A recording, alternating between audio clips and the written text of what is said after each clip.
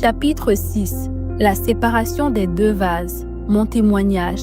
Je suis votre frère Pétros, humble serviteur du Seigneur. J'ai accepté Yoshua à l'âge de 26 ans et aujourd'hui j'ai 45 ans grâce au Seigneur. Marié et pas encore d'enfant dans la chair, mais Yahweh est fidèle, il fera. Les débuts de ma vie chrétienne ont commencé dans une œuvre religieuse appelée la clinique spirituelle. Et le verset de cette œuvre est « Délie-le et laisse-le aller ». La cure d'âme et la délivrance des liens familiaux. Étant dans cette forte ignorance, Yahweh a suscité son serviteur l'apôtre Shora pour apporter le réveil au Gabon. J'ai quitté cette assemblée démoniaque pour recevoir les véritables enseignements de base, la parole pure. Nous nous sommes retrouvés au Bon Samaritain et l'œuvre a pris de l'ampleur et les missions ont commencé à l'intérieur du pays et plusieurs villes ont été gagnées au Seigneur. Plus l'œuvre avançait, l'ennemi envoya aussi livrer les faux vases pour s'aimer la discorde et la division. Le but de ces faux est de faire tout pour être dirigeant et bloquer l'œuvre du Seigneur, car les enfants du Seigneur sont tellement naïfs qu'ils se disent que tous les dirigeants de l'œuvre viennent du Seigneur. Les réunions n'étaient que des frustrations, des injures, des clans, des jalousies. J'ai donc prié le Seigneur qui m'a demandé de prendre l'autonomie avec le conseil précieux de mon Père dans la foi que j'aime beaucoup. Le Seigneur m'a dit de procéder à la séparation. Il fallait que j'obéisse.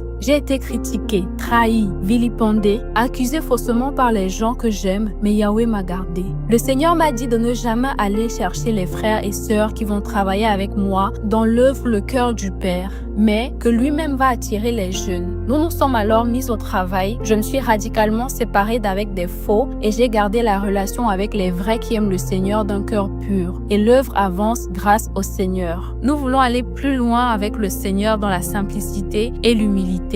Yahweh m'a donné une épouse qui me soutient énormément par sa grâce, puisqu'en 2022, Yahweh m'a mis à cœur de démissionner et me consacrer à l'œuvre missionnaire dans les nations. Le pays qu'il a mis dans mon cœur est le Cameroun et bien sûr d'autres nations. Au Cameroun, nous travaillons avec une équipe. L'ancien Flavien, David Mahop, Jean-Jacques, l'ancien Willy, maman Florence, le frère Rodrigue, Jérôme de Yaoundé, le frère Patrick Debolova et bien d'autres. Un travail de fond se fait, un réveil. Nous travaillons dans le but d'affermir les âmes du Seigneur. Nous refusons de plaire aux hommes, mais plutôt au Seigneur. L'œuvre du Cameroun est en pleine reconstruction. Yahweh a ramené l'ancien Flavien et son épouse Aurélie au Cameroun pour travailler pour le Seigneur et nous voulons bénir le Seigneur pour de tels couples qui paient le prix pour le royaume. Que le Seigneur se souvienne d'eux et de tous ceux qui paient le prix pour l'avancement du royaume. Yahweh m'a fait grâce d'écrire quelques livres. Le vrai disciple de Yoshua, la culture africaine dans l'église, l'autonomie, berger ou chef coutumier africain, le cœur du Père, écrit par l'équipe et maintenant les deux vases. En visitant https://lecoeurdupère.org/bibliothèque/